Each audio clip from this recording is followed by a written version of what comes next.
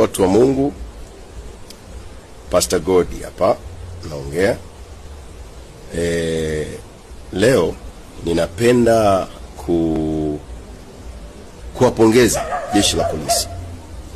Ninawapongeza sana kwa sababu jeshi la polisi Tanzania ndio jeshi lenye weledi, jeshi sikivu, jeshi lenye kusikiliza wananchi na kufuatilia mambo vizuri ambayo yanaendelea na yanayowasibu wananchi kwa namna moja au nyingine. Mpaka sasa ni takriban miezi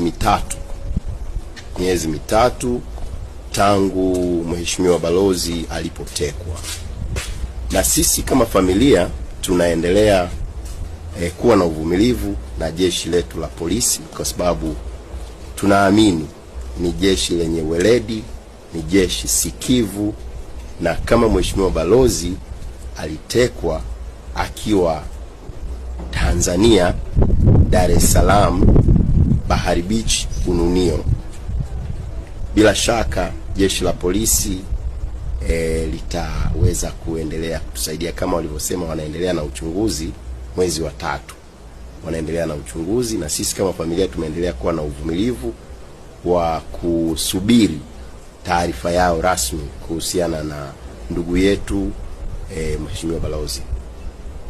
Mwezi wa 7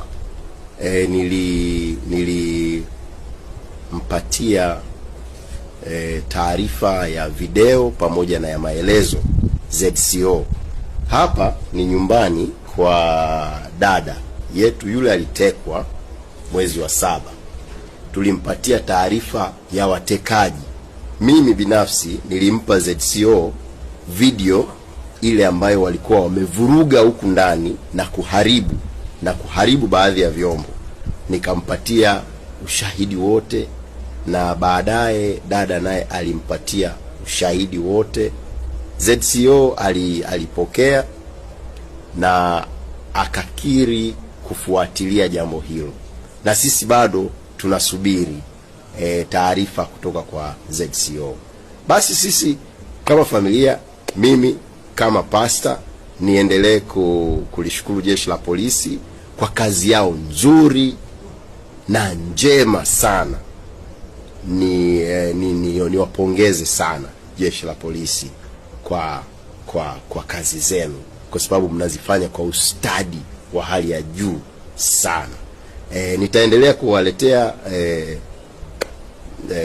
makala au taarifa mbalimbali kadri siku zinavyoenda. Niwashukuru sana kwa sasa. Asante.